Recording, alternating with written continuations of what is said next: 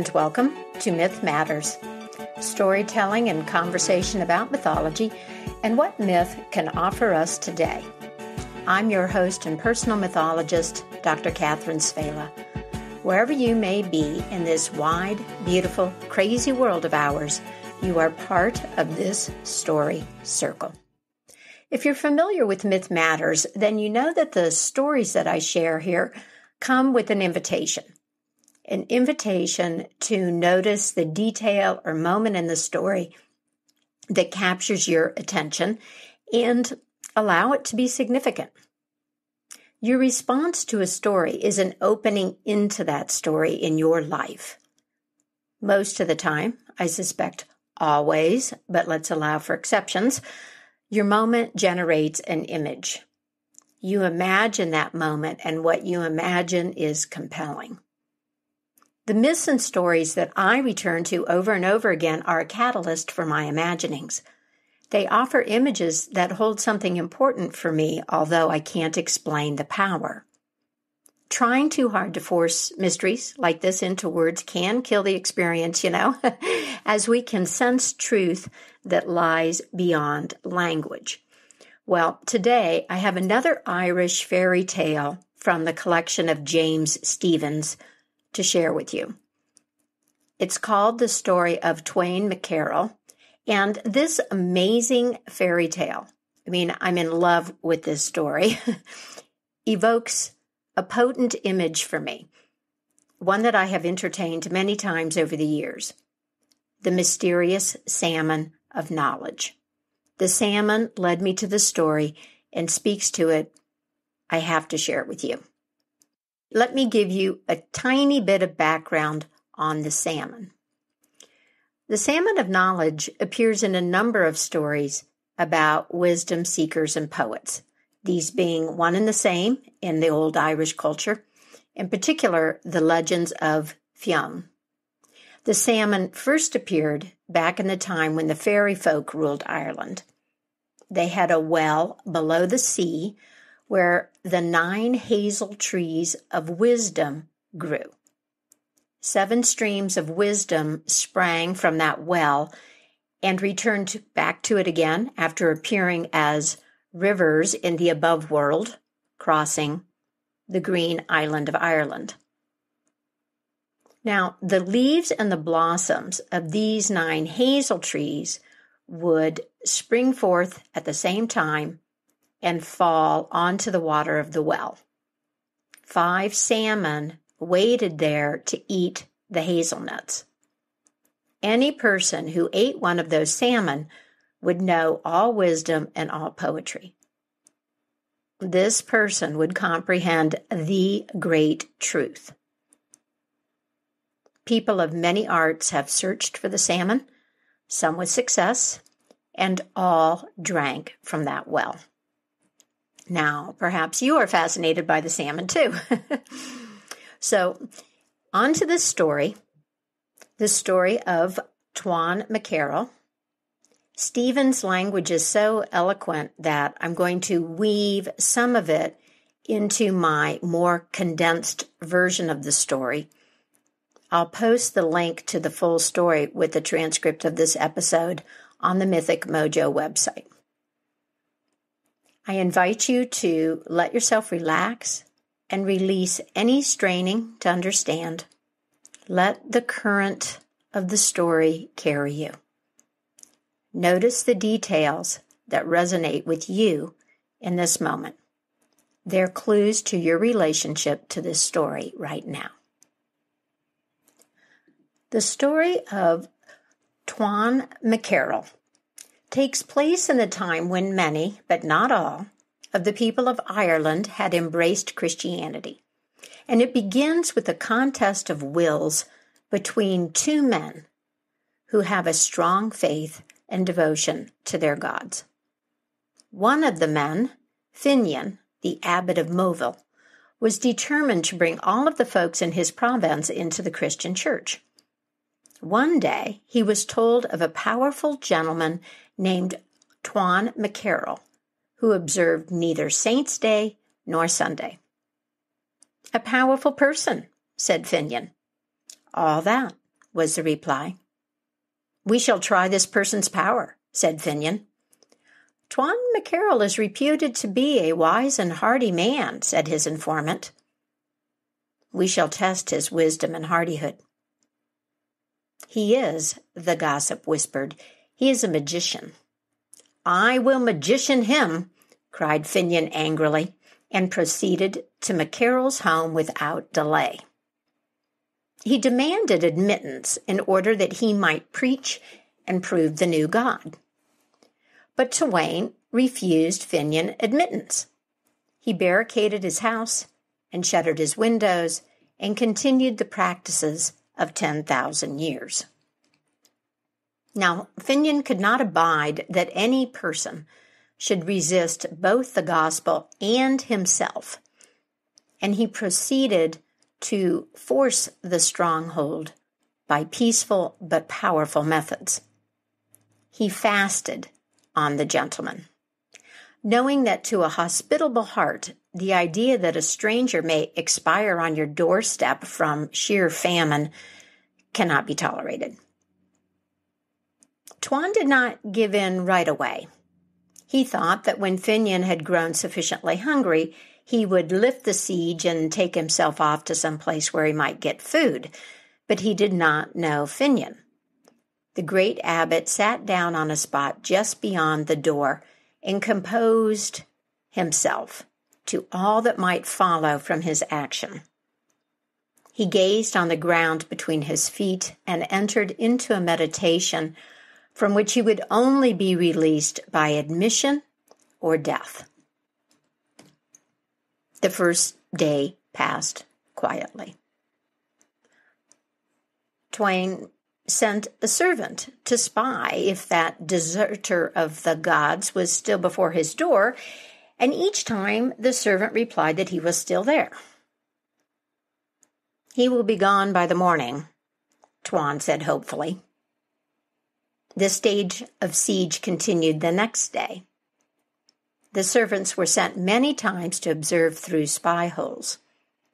"Go," Tuan would say, "and find out if the worshipper of new gods has taken himself away." But the servants returned each time with the same information. "The new druid is still there," they said. No one could leave the house, and the seclusion and cessation of work led the servants to whisper among themselves, and they became uneasy. "It is a combat of the gods that is taking place," they said. They speculated on many things, including the staunchness of the man, the qualities of their master, and even the possibility that the new gods might be as powerful as the old. One irritable guard suggested that they buzz a spear or throw some stones at the stranger on the doorstep. "What?" said Tuan. "Attack an unarmed stranger? No. Be at peace, all of you," he said. "Hunger has a whip, and he will drive the stranger away in the night." Everyone went to bed, but Tuan couldn't sleep. He paced back and forth to the spy hole to see if that shadow was still sitting in the shade. He was so preoccupied that he even refused the nose of his favorite dog as it pressed lovingly into his palm. The next day, he gave in. The great door was swung wide, and two of his servants carried Finian into the house, for the saint could no longer walk or stand upright from hunger and exposure. But his frame was tough as the unconquerable spirit that dwelt within it, and he began the conversion of Tuan. Just as the latter's door had opened to the persistent stranger, so his heart opened, and Finian marched in there to do the will of God and his own will. The two men talked for days. Tuan heard a great deal about the majesty of God and his love, and yet he needed more. He laid as close a siege on Finian as Finian had before laid on him. But when we have given instruction for a time, we need instruction, and must receive it, or the spirit faints and wisdom herself grows bitter. Therefore Finian said, "Tell me now about yourself, dear heart." But Tuan was avid for more information about the true God. No, he said, "the past has nothing more of interest for me, and I do not wish anything to come between my soul and its instruction. Continue to teach me, dear friend and saintly father." "I will do that," Finian replied, "but first I must know you well. Tell me your past, my beloved, for man is his past, and is to be known by it."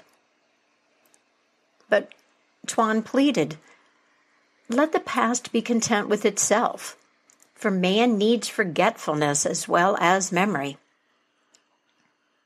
"My son," said Finian, "all that has ever been done has been done for the glory of God, and to confess our good and evil deeds is part of instruction.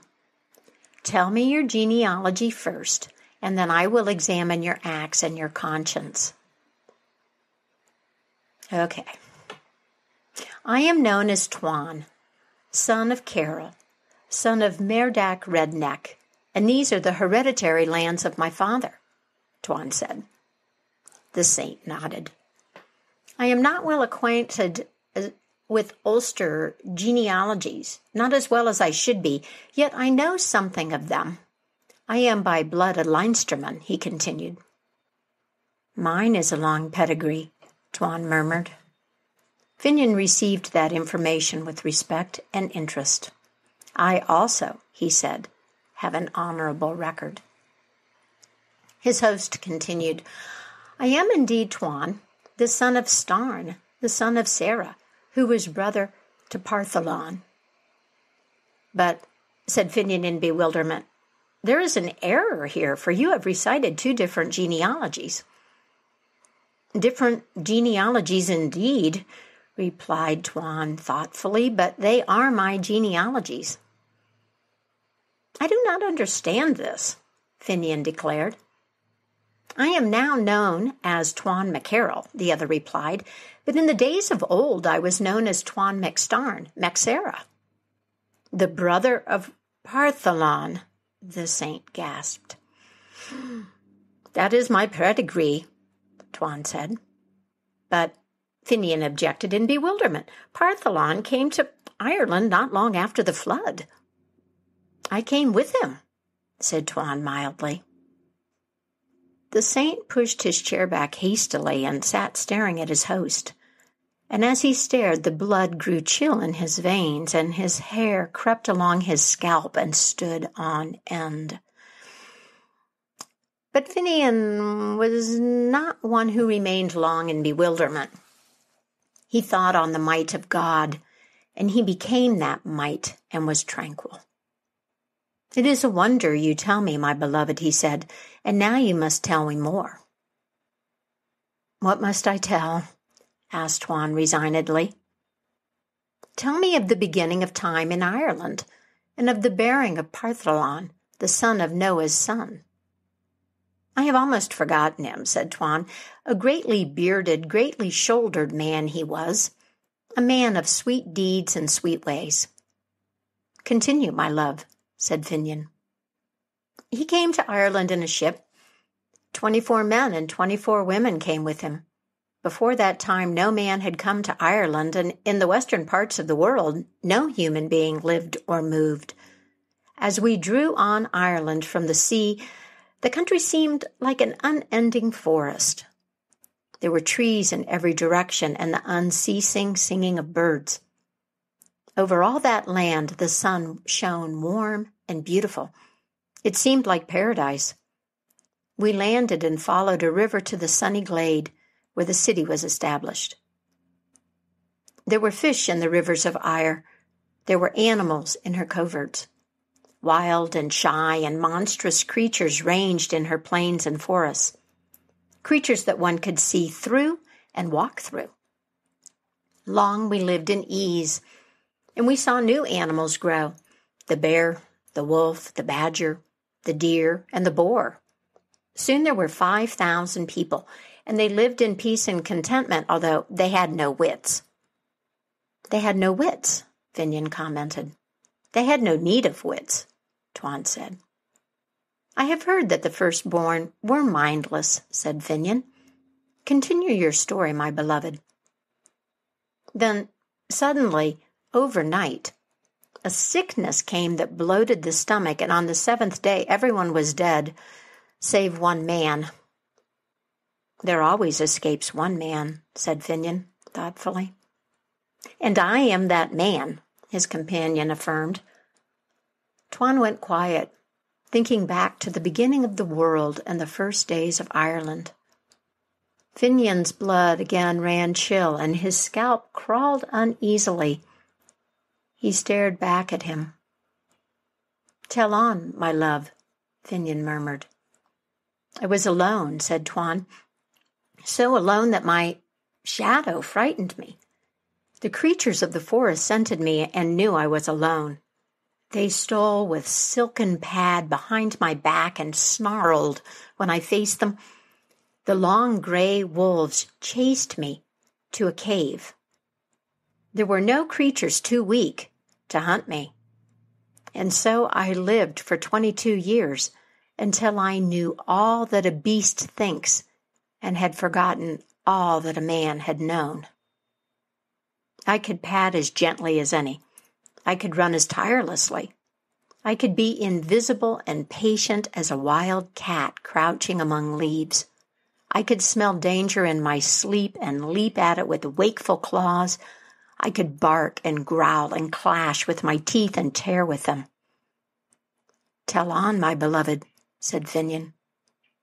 At the end of that time, said Tuan, Nemad, the son of Agnamon, came to Ireland with a fleet of 34 barges, and each barge carried 30 couples of people. I have heard it, said Finian. My heart leaped for joy when I saw the great fleet rounding the land, and I followed them along the cliffs, leaping from rock to rock like a wild goat, while the ships tacked and swung, seeking a harbor. Then I stooped to drink at a pool, and I saw myself in the chill water. I saw that I was hairy and tufty and bristled as a savage boar. I was lean, wrinkled, gray, and naked. I looked like nothing that was known, like nothing that was animal or divine. I sat by the pool, weeping my loneliness and wildness and my stern old age, while the beasts that tracked me listened from behind the trees or crouched among bushes.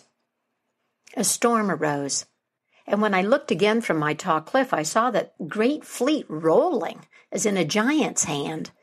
At times they were pitched against the sky and staggered aloft, blowing like leaves. A wave fell on a ship, and it crashed and sank in the sand at the bottom of the sea.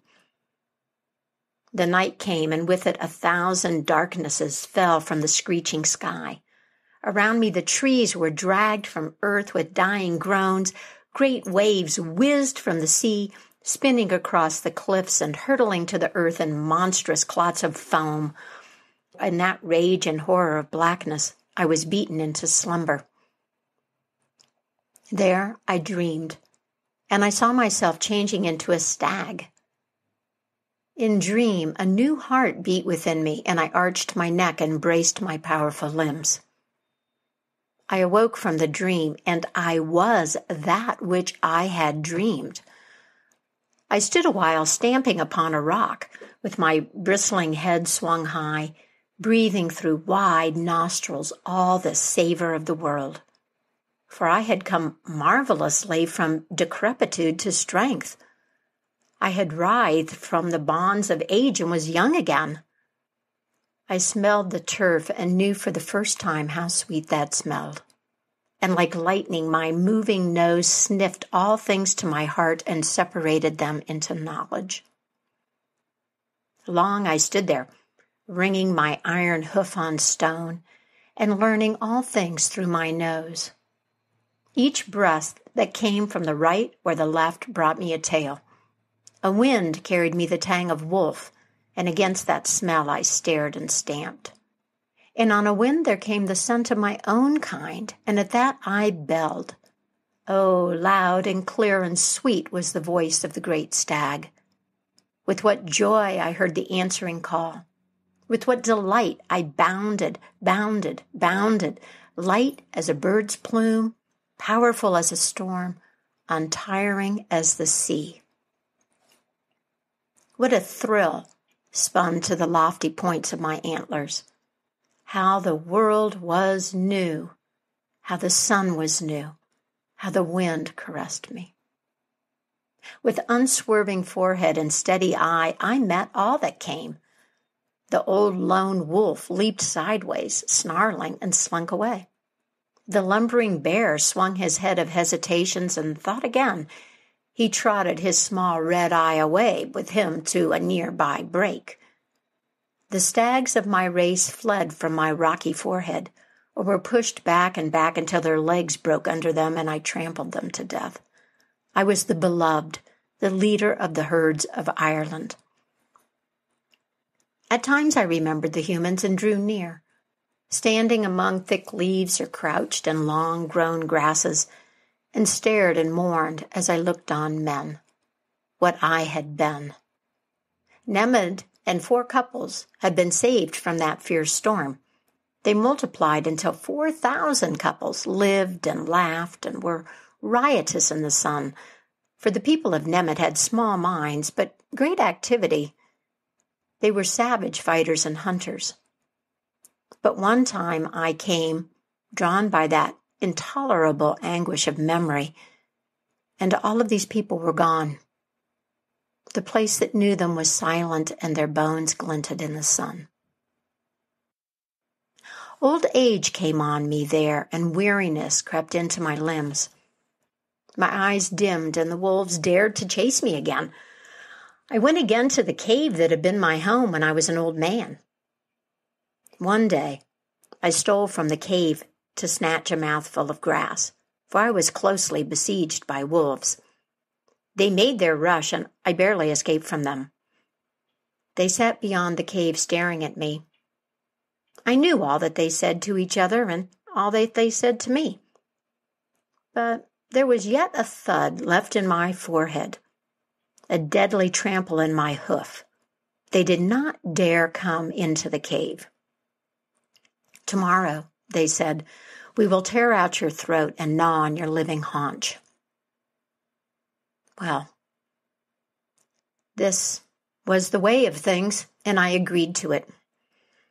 Tomorrow, I said, I will go out among you and I will die. And at that the wolves howled joyfully, hungrily, impatiently.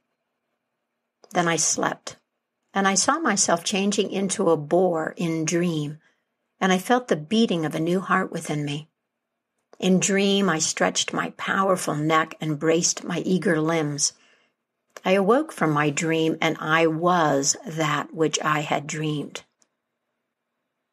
The day came, and the wolves called to me. Come out, O skinny stag. Come out and die. I thrust a black bristle through the hole of the cave, and when they saw that wiggling snout, those curving tusks, that fierce red eye, the wolves fled, yelping, tumbling over each other with terror. I chased them, ferocious and strong, a killer, a champion, a boar who could not be defied. I took the leadership of the boars of Ireland. I challenged all creatures but one. Men had again come to Ireland, and I did not chase them. When they chased me, I fled. Often I would go, drawn by my memoried heart, to look at them as they moved among their fields. I spoke to my mind in bitterness. When the people of Partholon were gathered in council, my voice was heard, and the words I spoke were wise. The eyes of women brightened and softened when they looked at me. They loved to hear him when he sang, who now wanders in the forest with a tusky herd. Old age overtook me again. Weariness stole into my limbs. I went to my cave and dreamed my dream, and I changed into a hawk. I left the ground. The sweet air was my kingdom, and my bright eyes stared on 100 miles. I soared, I swooped, I hung, motionless as a living stone over the abyss. I lived in joy and slept in peace, and had my fill of the sweetness of life. During that time, Beatak, the son of Arbanal the prophet, came to Ireland with his people, and there was a great battle between his men and those already settled here. I watched every hurtling spear and whizzing stone and flashing sword, and at the end I saw that the victory was with the newcomers. These were the first people of the fairy, a learned people. Because of their excellent wisdom and intelligence, they say that they came from heaven. For long, long years, I was a hawk. I knew every hill and stream, every field and glen of Ireland. I knew the shape of cliffs and coasts, and how all places looked under the sun or moon. And I was still a hawk when the sons of Mill drove the fairy people under the ground, and the time of men and genealogies began. Then I grew old, and in my cave I dreamed my dream, and in it I became a salmon. The green tides of ocean rose over me, and I awoke in deep waters, and I was that which I dreamed. I had been a man, a stag, a boar, a bird, and now I was a fish. In all my changes I had joy and fullness of life, but in the water joy lay deeper. Life pulsed deeper. For on land or air there is always something excessive and hindering, as arms that swing at the sides of a man, and which the mind must remember. The stag has legs to be tucked away for sleep and untucked for movement, and the bird has wings that must be folded and pecked and cared for, but the fish has but one piece from his nose to tail. He is complete, single, and unencumbered. He turns in one turn and goes up and down and round in one sole movement. How I flew through the soft water, in the element which caresses and lets go and will not let you fall.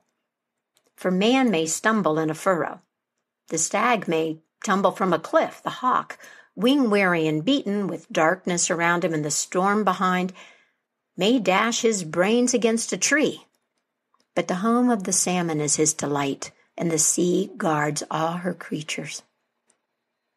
I became the king of the salmon, and with my multitudes I ranged on the tides of the world. Green and purple distances were under me. Green and gold the sunlit regions above. I knew the sea. I knew the secret caves where oceans roar to ocean and the floods that are icy cold. The warm streams in which we rocked and dozed and were carried forward without motion. And then, far away in the sea, I remembered Ulster, and there came on me an instant, uncontrollable anguish to be there.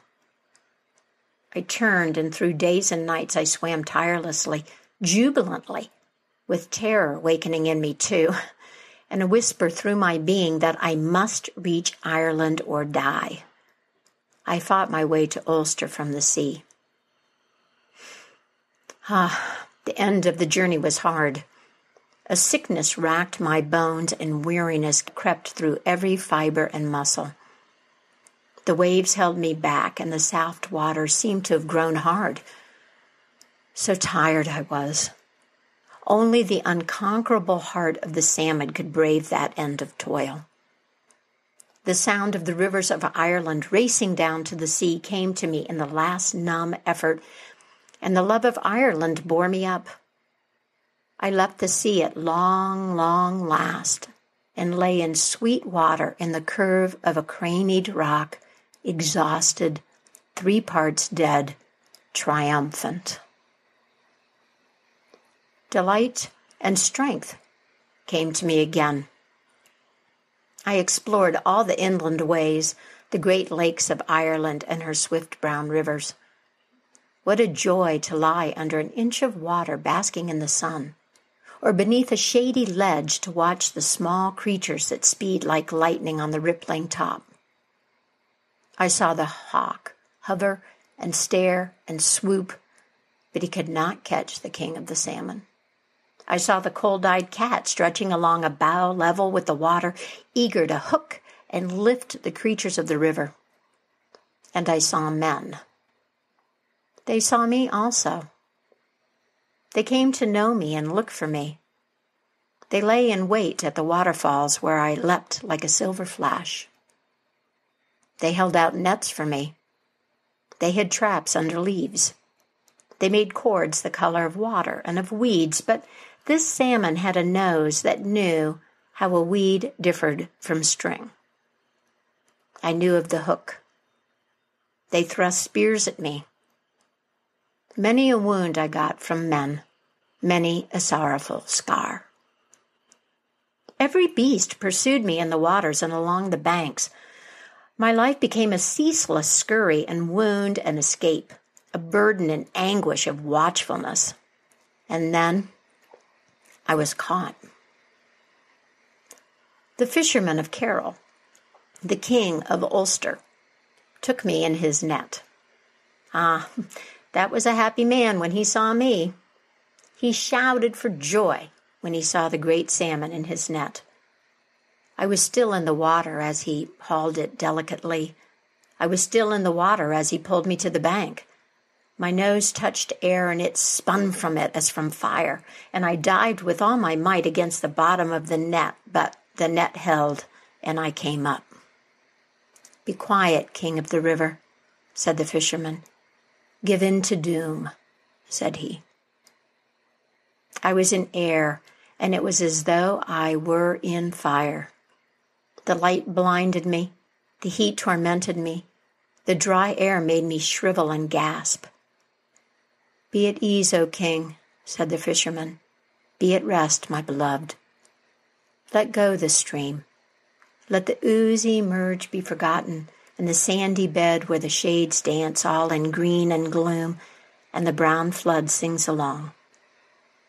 As he carried me to the palace, he sang a song of the river, and a song of doom, and a song in praise of the king of the waters. When the king's wife saw me, she desired me. I was put over a fire and roasted, and she ate me. And when time passed, she gave birth to me, and I was her son, and the son of Cairill the king. I remember warmth and darkness and movement and unseen sounds. All that happened I remember, from the time I was on the gridiron until the time I was born. I forget nothing of these things. "And now," said Finian, "you will be born again, for I shall baptize you into the family of the living God." So far, the story of Tuan, the son of Cairill. No man knows if he died in those distant ages when Finian was abbot of Moville, or if he still keeps his fort in Ulster, watching all things and remembering them for the glory of God and the honor of Ireland. As I mentioned at the outset, the salmon of knowledge is a potent image for me. I wonder at the experience of eating a bit of the fish and grasping the truth of life. I have a few observations about the story to share. Let my thoughts amplify your experience of the story without diminishing the significance of your moment. Tuan's shape-shifting reincarnation points to the shared source of being and unity of all things. This leads me to wonder about those today, in human and other forms, who are conscious of their journey and can tell their tale. Would I be able to hear it? Or is my understanding too limited? Are my prejudices too ingrained? I notice the dedication of each man to his gods, a dedication born of experience and love, and the curiosity openness and love that their dialogue kindles in each of them. Their recognition of a shared love for the mystery, for what is greater than a single mortal life. This subsedes the specifics of their belief systems. What is your sense of Tuan's reluctance to tell Finian his family history? I can imagine others who find themselves in a contest of truth about the real God bringing this proof out right away. I have the sense that Tuan wondered about the impact that sharing his extraordinary, profound, and perhaps unbelievable genealogy would have on their conversation and the affection between them. For his part, Finian listens. His scalp prickles with awareness of truth, and he accepts the challenges this poses to his understanding. What is suggested by the ending of the story?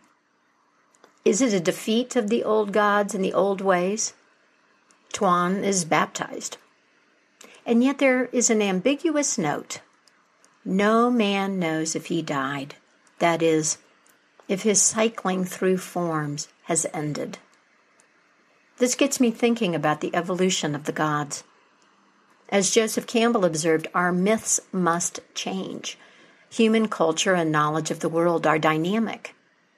The outer forms and stories that are important to people in a specific place and time appear, and they must disappear.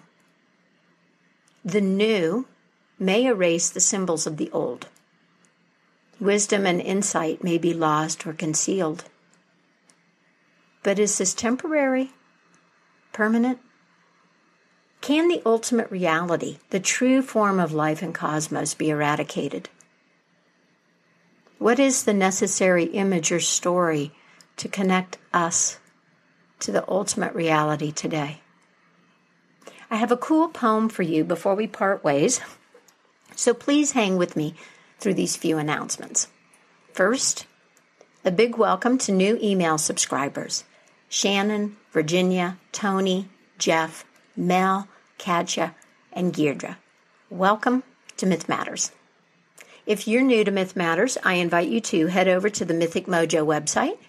You'll find a transcript of this episode, and you can also join the email list if you'd like to receive links to the new Myth Matters episodes in your inbox. You'll also find information about my mentoring and consulting services. Thank you, thank you, thank you to the Patreon patrons and Bandcamp supporters of Myth Matters. If you are finding something of value here at Myth Matters, I hope you'll consider joining me on Patreon. Your few dollars a month make a big difference to me. In closing, a poem by Stanley Kunitz titled The Layers. Kunitz said that the realization that we, are living and dying at the same time was a primary motivation for his poetry. Something that Tuan must have also understood. The layers. I have walked through many lives, some of them my own, and I am not who I was, though some principle of being abides from which I struggle not to stray. When I look behind, as I am compelled to look before I can gather my strength to proceed on my journey, I see the milestones dwindling toward the horizon and the slow fires trailing from the abandoned campsites, over which scavenger angels wheel on heavy wings. Oh, I have made myself a tribe out of my affections, and my tribe is scattered. How shall the heart be reconciled to its feast of losses? In a rising wind, the manic dust of my friends, those who fell along the way, bitterly stings my face. Yet I turn, exalting somewhat, with my will intact to go wherever I need to go, and every stone on the road precious to me. In my darkest night, when the moon was covered and I roamed through wreckage, a nimbus-clouded voice directed me, live in the layers, not on the litter. Though I lack the art to decipher it, no doubt the next chapter in my book of transformations is already written. I am not done with my changes. The Layers by Stanley Kunitz. If we have a better understanding of our need for myth and all that our old stories offer, we can live more satisfying lives. We can inhabit a better story and create a more beautiful, just, and sustainable world. Feel free to email me in response to this episode or post a comment on the Mythic Mojo website.